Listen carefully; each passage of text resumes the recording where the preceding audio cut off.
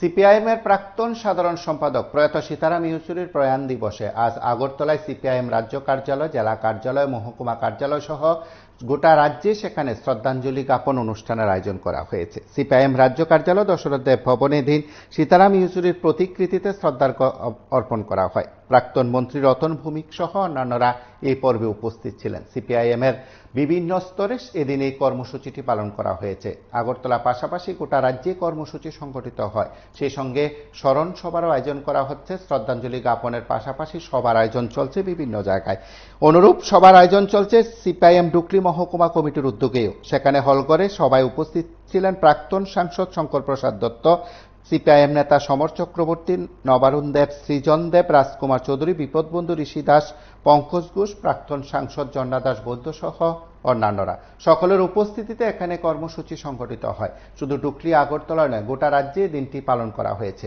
আপনারা প্রত্যেকে জানেন সীতারাম ইয়েচুরির জন্মদিন থেকে মৃত্যুদিন ঠিক এক মাস ব্যাপী সিপিআইএম গোটা দেশব্যাপী কর্মসূচি সংগঠিত করেছে। 12 আগস্ট থেকে 12 সেপ্টেম্বর পর্যন্ত কর্মসূচি চলছে। এর আজও কর্মসূচি চলছে বিভিন্ন জায়গায়। আজকে আমাদের পার্টি, ভারতের কমিউনিস্ট পার্টি মার্ক্সবাদী, সারা দেশের সাথে রাজ্য কেন্দ্রেও আমাদের পার্টির প্রয়াত সাধারণ সম্পাদক কমরেড সীতারাম ইয়েচুরির প্রথম মৃত্যুবার্ষিকী আমরা পালন করছি। আমাদের পার্টি কেন্দ্রীয় কমিটি ঠিক করেছে 12ই আগস্ট তার জন্মদিন, 12ই সেপ্টেম্বর তার মৃত্যুদিন। এই এক মাস সারা দেশে তার প্রতি শ্রদ্ধা জানিয়ে বিভিন্ন অনুষ্ঠান সংগঠিত হবে। ইতিমধ্যে সারা দেশের সাথে আমাদের রাজ্যেরও জেলা এবং মহকুমায় এই কর্মসূচি শুরু হয়েছে। আমরা আমাদের পার্টি সাধারণত আমাদের পার্টির কোনো নেতার জন্মদিন বা মৃত্যুদিন পালন করি না, বিভিন্ন সংগঠন ইত্যাদি পালন করে। কিন্তু সীতারাম ইয়েচুরির ক্ষেত্রে আমাদের পার্টি কেন্দ্রীয় কমিটি ঠিক করেছে এই এক মাস ব্যাপী তার বিভিন্ন দিক আলোচনার জন্য তার প্রতি শ্রদ্ধাঞ্জলি অনুষ্ঠান সংগঠিত হবে। আমাদের পার্টির মধ্যে এ যাবৎকালে যারা সম্পাদক হয়েছেন উনি একমাত্র জীবিত সম্পাদক যিনি সম্পাদক অবস্থায় মৃত্যুবরণ করেছেন। তার জন্যই এই কর্মসূচি নেওয়া হয়েছে। আমরা সবাই জানি আজকের দিনে সারা দেশের সবচেয়ে বড় বিপদ হল হিন্দুত্ববাদী যে আদর্শ আরএসএস বিজেপি আমাদের দেশে মানুষকে এই নীতির ভিত্তিতে ভাগ করে দিচ্ছে। এর বিরুদ্ধে সংগ্রামের ক্ষেত্রে কমরেড সীতারাম ইয়েচুরি মুখ্য ভূমিকা নিয়েছিলেন। আমাদের পার্টির মধ্যে শুধু এই ক্ষেত্রে না, ভারতবর্ষের সমস্ত ধর্মনিরপেক্ষ শক্তিকে এক জায়গায় এনে এই যে স্বৈর শাসন বা তাদের ফ্যাসিস্ট সুলভ যে নীতি, এর বিরুদ্ধে সংগ্রামে একটা গুরুত্বপূর্ণ ভূমিকা নিয়েছিলেন। আমরা গত লোকসভা নির্বাচনে তার প্রত্যক্ষ ফল দেখেছি। তিনি রাজনৈতিক ক্ষেত্রে সাধারণভাবে আমাদের দেশের না শুধু পার্টির সমস্ত অংশের মানুষের সাথে সাধারণভাবে মেলামেশা যেমন করতেন, মতামত গ্রহণ করতেন এবং তার ভিত্তিতে সিদ্ধান্তের ক্ষেত্রে সাহায্য করতেন।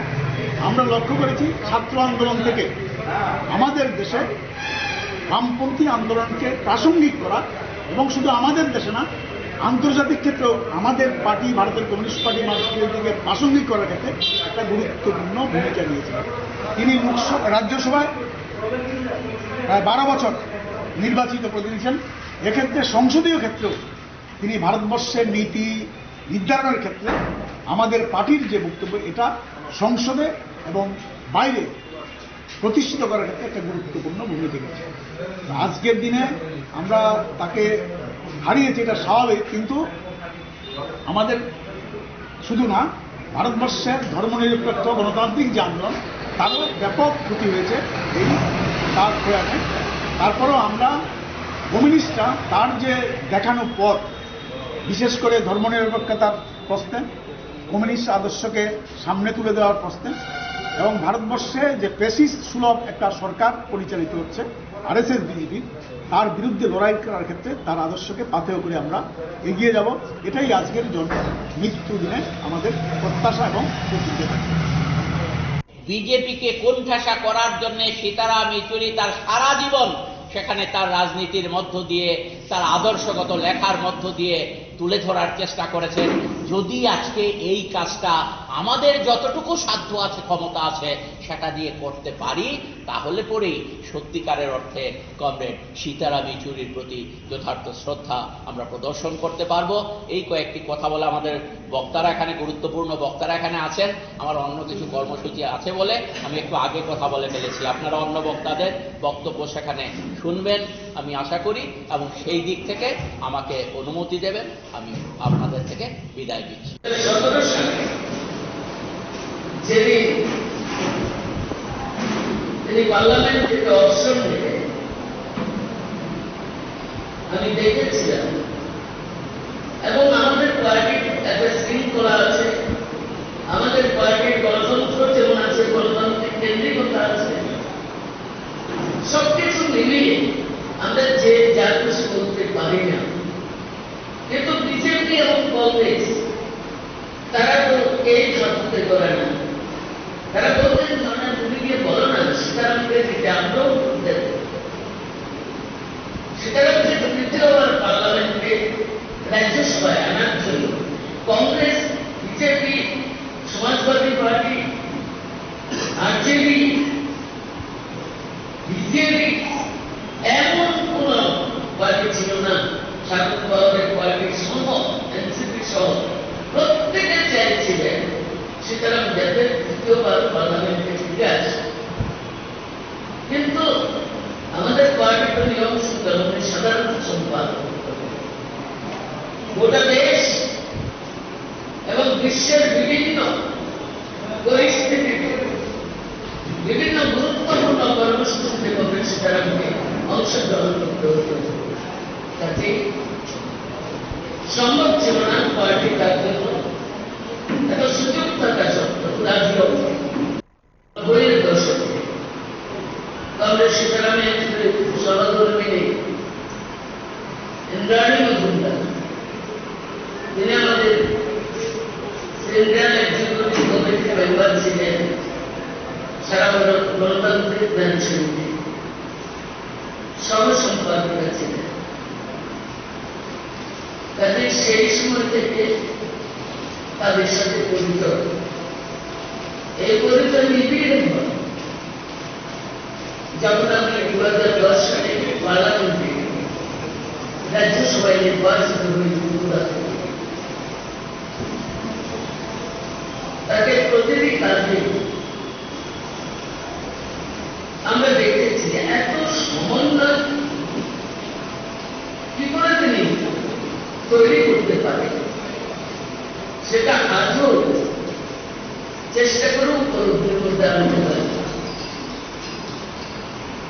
এত মানুষকে সঙ্গে নিয়ে চলতে পারে, সদা আমার সঙ্গে। আমি যখন দেখেছি তখন আমার মনে হতো যে যারা আমাদের সবচেয়ে বড় শত্রু, তাদের সাথে তিনি কি কথা বলেন, ওরা তো আমাদের সাথে বলতেন।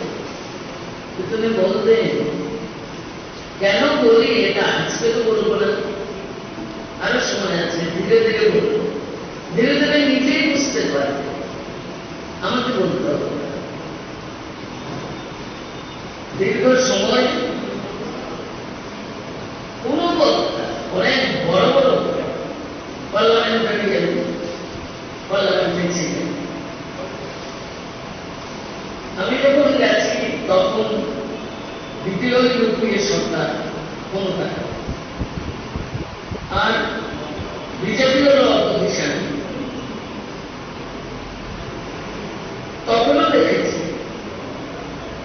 অরুণ জেটলির মতো নেতারা, সুষমা স্বরাজের মতো নেতারা, আনুমানিক মোহাম্মদ জোশিরা, তারা কিন্তু আজকের বিজেপির মতো এরকম মনে হতো, নরেন্দ্র মোদীর অমিত শাহের মতো মনে হতো।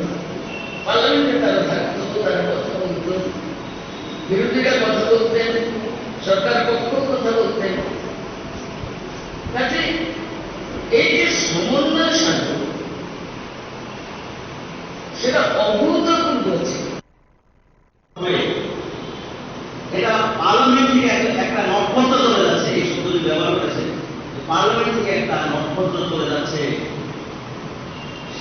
আসলে তো সীতারামন তাদের প্রশংসা করে কোনো বক্তব্য করতেন না।